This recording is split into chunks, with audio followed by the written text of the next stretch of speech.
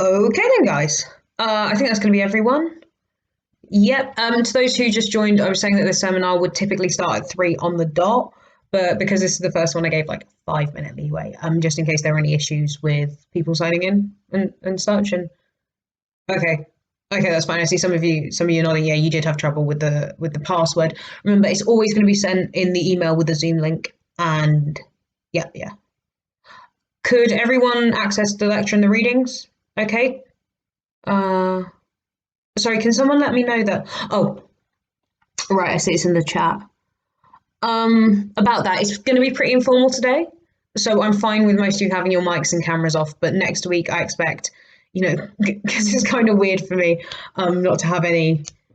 Right, so more in the chat. Okay, yep, yep. You could access them. Good, nice. I get that you don't probably, you know that you're not looking your best at this time in the morning, and it's probably because it is your first 3 a.m. lecture, especially if you haven't taken a death magic class before. But these are the times of the course, guys, especially this module. And as you'll have seen in the readings, 3 to 4 in the morning, kind of crucial. You'll you'll get used to it. You really have to. And showing yourself to other people at these times is really just it's ripping the plaster or the band-aid off, as it was. And I know most of you would be up at this time anyway, so and okay then.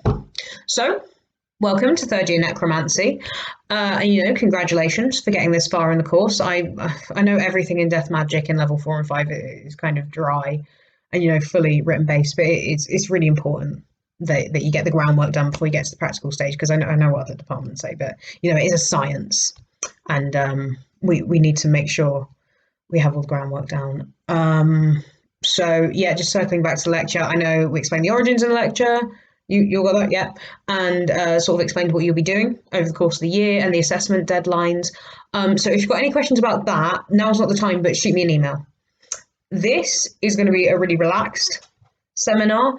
It's not going to be recorded, so feel free to ask anything, really. So you'll have noticed that the lecture finished in the middle of a discussion of ethics. That is because, well, that is technically last year's lecture, and although everything you saw is pretty much exactly the same, the department has asked me to conduct the introduction of ethics as a seminar this year. I know, yeah, I know some of you are thinking this part's pretty boring, but last year we got some pretty hefty complaints from the other departments. A couple of complaints from Hillingdon Council, and a light warning from the Metropolitan Police. So yeah, yeah, I can see that some of you are nodding. I'm sure you saw it all on Twitter, or or maybe caught the debate in the House of Lords, or yeah, some of you read that open letter from The Hague.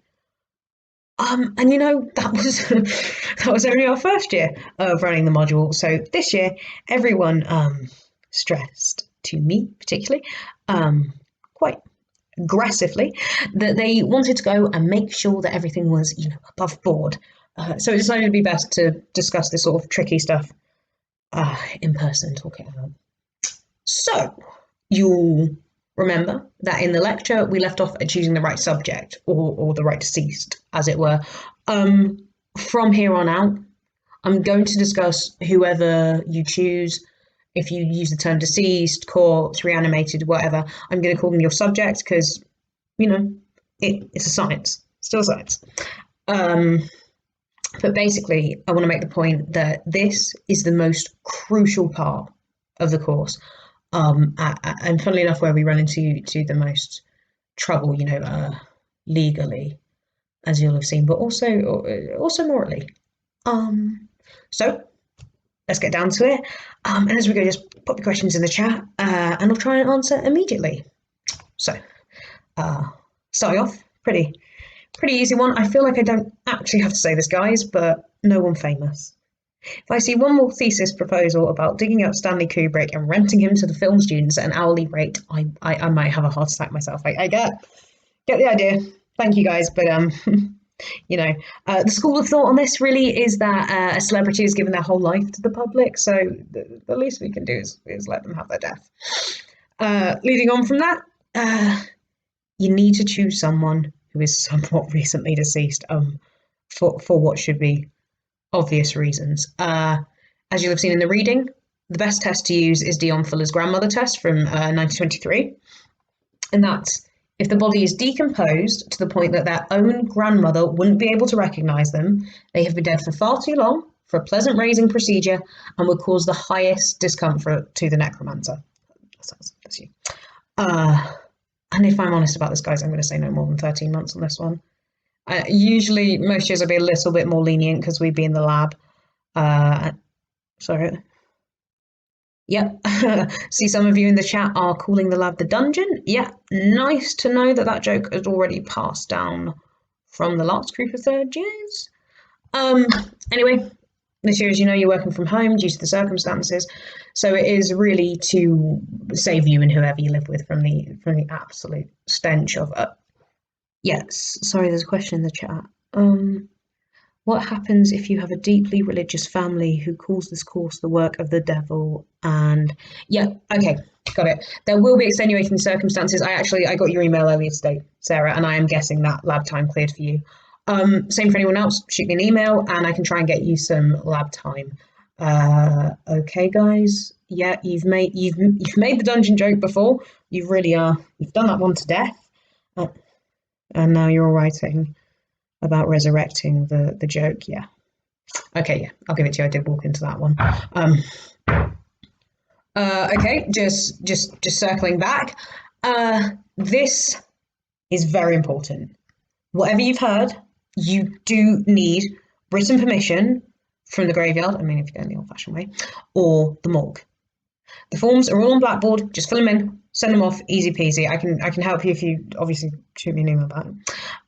You know, because if you don't do that, that's still legally a body snatching. On that, I really, really recommend you all intimately equate yourselves with the 1984 Anatomy Act. It's really going to be your saving grace, guys, because you're going to have to, learn it off by heart. Flashcards, post it, tattoo it on the inside of your eyelids if you have to, because I actually won't be able to stick up for you, because the Chief Commissioner has personally informed me that I won't get out of that situation again. So, yeah, lovely woman. Very sure. Sorry, can you 1 second? Okay. Okay, lots of questions in the chat. Yeah, I know I was giving you the basics, but I can see lots of you now asking who can we pick? Tom, that's quite a hostile way of asking. Don't really have to swear, I think. I think we can all see how frustrated you are by that rather gratuitous use of caps locks there. Okay, so really your best shout is someone who you're close to before their death. You're going to have a better claim on the body. You're going to know the person because, close friends have informed me that being brought back from the dead is a rather scary and disorientating experience. Well, they didn't tell me per se, but I could see that it's better that they see a familiar face. Sorry, can you just give me 1 second?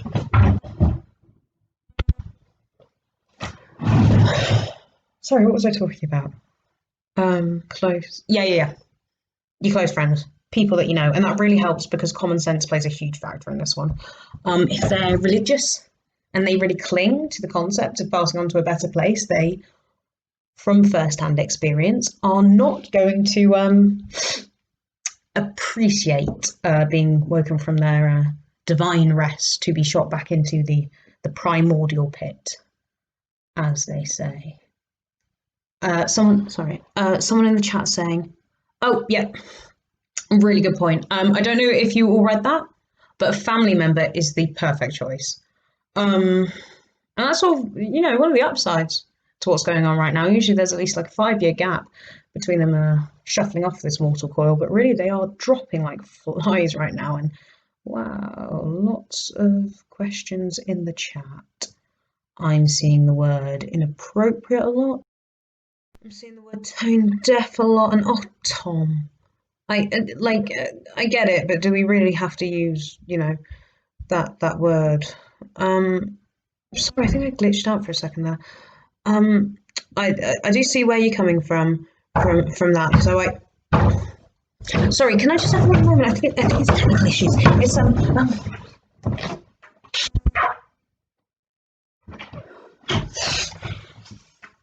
sorry. Yeah, I think I did glitch out. I think that was a technical issue. Sorry, what were we talking about? Tom making an inappropriate comment. Yeah. So talking of inappropriate, I realise I haven't touched on this particular choice. And I'd call it pretty crucial. Out of everyone that you choose, that you don't choose a deceased, for want of a better word, a deceased lover. Is actually one of the worst choices that you can make. There's really no sort of sorry, yeah, yes, Manuel. I see your suggestion of resurrecting Margaret Thatcher so you can kill her again. You know what I have to say to that in your own time. I can either verbally condemn or support that on university time. Sorry, what's my head is. Yeah, don't choose an ex-lover. So part of your reading, which I hope you all did, was Robin Miller's journal article, Frankenstein and His Man-Child. Yeah, so this, just in case you didn't read it, I'm really going to put it home to you. This is incredibly important. You are responsible for your subject after you've brought them back. Yes, the uni takes a level of responsibility, they tell me.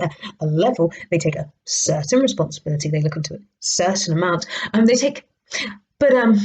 there is a moral and practical contract between you and your subject, especially if this is the first time that you've brought someone back. Things might go wrong. You are their parent, their teacher, and essentially and I hate to use this word, but essentially their master, because legally they are not a human anymore. And I think as scientists, that any sort of amorous relationship is in deep violation of it's a deep violation of them, because I know that this is a relatively new course, but please listen to me on that, because the uni it basically says sorry, can I just have a short sentence to you? Can I just have one moment? Sorry about this. What do you think you're doing?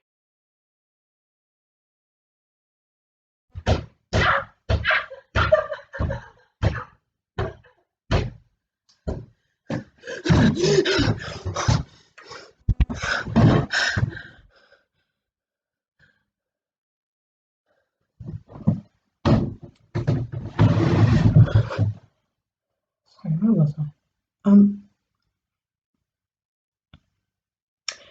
If this statement makes you drop out of the course, I think more power to you for sticking to your morals. But the university does not take responsibility for rehoming, moving, or disposing of your subjects after you've raised them, no matter how badly it might go.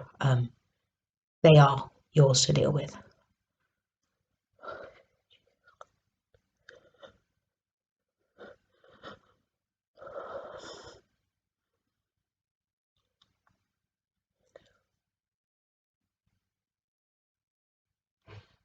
And I think that's it for today's lecture. Just shoot me an email if you have any questions, and I'll see you guys.